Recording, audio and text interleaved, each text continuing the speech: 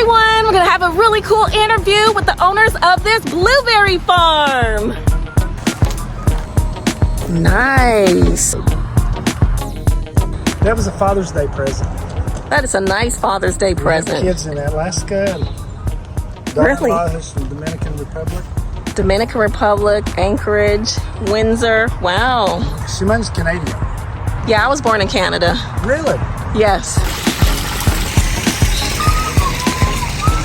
Hello everyone and welcome back to Grow Leafy. I am here with Joe with the blueberry farm and his wife is here. She's just in the background, but say hi. Hello everybody. Hello. I don't know if you could hear her, but we are here because my husband and I went on a spontaneous trip and it wasn't planned. We went out to Georgia and then we went to Chattanooga and then we just said, let's look for a farm where we could go picking some fruits. And we came across on Google this farm called the Blueberry Farm. And that's where I came and met Joe and spontaneously asked, Joe, can I ask you some questions?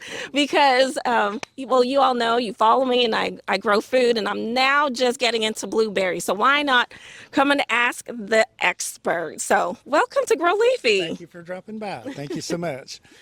So what I wanted to ask you, first of all, is just tell me a little bit about your farm, how you got started, how many years have you all had the blueberry farm? Well, we got started in the late 90s, 1997, and it was a blueberry farm then that was started back in the 70s, and so we moved here from Chattanooga with kids and ended up.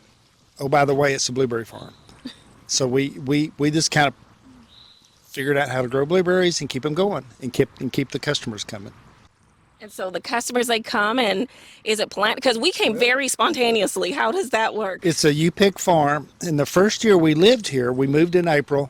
And in June and July, people started showing up down at the Welcome Center. We wondered, what are these people coming for? Well, we knew they was coming for blueberries, but we didn't quite know how the system operated. So it's taken us 30 years to figure out how to greet customers like yourself and keep the blueberry farm going and keep people happy, we hope. And the wonderful thing is I noticed it's really, really neat because when you come here, it's a very welcoming environment and you pull up and there's this nice little home. It's like, but really it's more like a check-in center where you can find all the information and they have their number on there. Just, they sell honey and it's welcoming. So you can come and pick your blueberries and then you pay down at that center. Well, thank you. This year we've added a mini library. So over the years I've noticed, especially guys sitting with nothing to do. The ladies would be picking and they would be sitting around, or maybe women waiting on their kids or something. And so we thought, hey, let's put this little share library that people can share books and read and kill time with. So, that's nice. So the library, they use it, read the books, and then they put it back in there? Or swap books, bring books, and put new books in it and take our books. And so do people know about that? Is that something that's advertised? This is new, and we posted it on our Facebook page. So hopefully they'll find out about it when they come. What is your Facebook page? Like, how do people reach out to you if they want to find out more or if they want to come and visit the farm? Well, the best way is just go to our website, which is theblueberryfarm.com, and then the link to the Facebook page is on that website. Okay, so it's theblueberryfarm.com, and then also there's link to their Facebook page. So make sure you go on there and check it out and visit if you're in what county or area is this? In the Ringo, Lafayette, Georgia, Walker County area. But remember, we're a small farm. We're not a big farm. We've had customers from like huge automotive companies want to come out and do an employee, what's the word, Simone? Fun day, and bring thousands of people. And we're just not that. We're not that big. Okay. Okay, that makes sense. Yeah, because it is still a large farm. Like how many acres? Probably about 4 or 5 in blueberries and about an acre in muscadines. Okay, so if it's maybe like a smaller group, maybe like a group of like 20, 30. Yes, that works great. We have some school groups that come with about 50 kids, and that works out great. Yeah. Okay, so now what about the time of year? Because I started planting blueberries for the first time. I didn't start from seed or from scratch. I actually went and bought a plant at a local store, very organic local store, and it already had some blueberries on it, so it must have already been years already in the making. So my first question is, when is the right time to start picking blueberries for the harvest? Well, the berries that we have, this is the season they become ripe. They're still green, but they're beginning to slowly turn blue. Usually, we always just coincide with the 4th of July, and we advertise red, white, and blue. That's when we open. Now, but other blueberry farms in South Georgia, they open in early June or maybe. And then further north you go, the later they are. But here in this area, it's usually the end of June, 1st of July. And what kind of varieties do you carry? All of ours are rabbit eyes, and there's about 4 different main types of blueberries, but we are all rabbit eye blueberries, and we have about 15 or 20 sub-varieties of rabbit eyes. Some that produce early, some that produce late. So we try to have an extended season. Usually mid-August. Sometimes we've gone to Labor Day, maybe. Not often, but usually mid-August, the blueberry season ends. So it's a month and a half, maybe. And do you produce any other fruits here? Just the grapes, it's muscadines, and they're ready in October, fall. Okay. But blueberries is the best way. You did exactly what you should do. Don't. It's tough to grow blueberries from seeds. Tough to propagate them. Best is go out and buy plants, good plants, and plant them. And I've heard a lot about how to care for the blueberry and what to give it and feed it so that it produces that nice color and the type of soil and the pH level. Could you talk a little bit about that? You know, someone that's really getting into that. How do you give the plant what it needs? Well, my recommend, and it's on our Facebook page. We have a whole section on growing blueberries. But if you're going to grow more than I say a half a dozen blueberries, have a soil test. In other words, take some soil into extension service and get it tested, because blueberries require acidic soil. Most soil is not acidic, so they just won't do in soil with the pH of 6 and above. They won't do as well. So have your soil tested.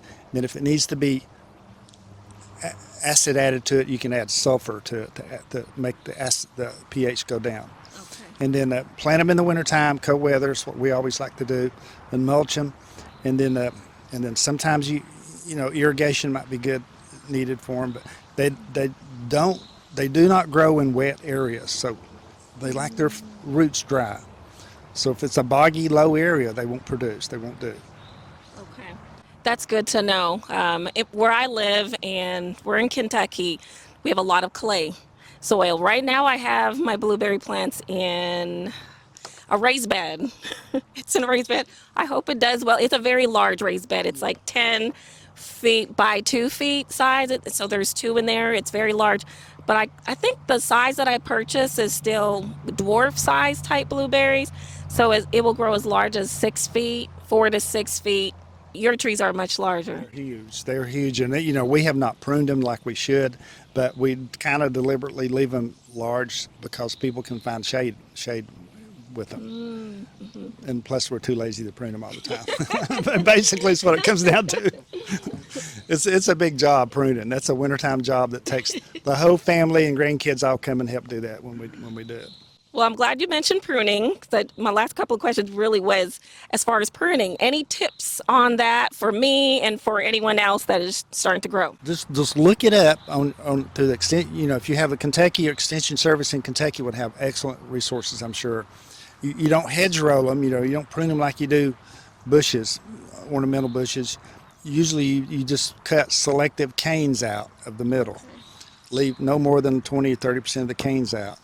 And then if they're growing over into your mowing lane, you do cut the tops off. But typically you just remove a few canes at a time each year. Okay. That's a good tip. Is there any, we have a little cat. Can we lift the cat up? Uh-huh. What's your cat's name? Gator. Gator.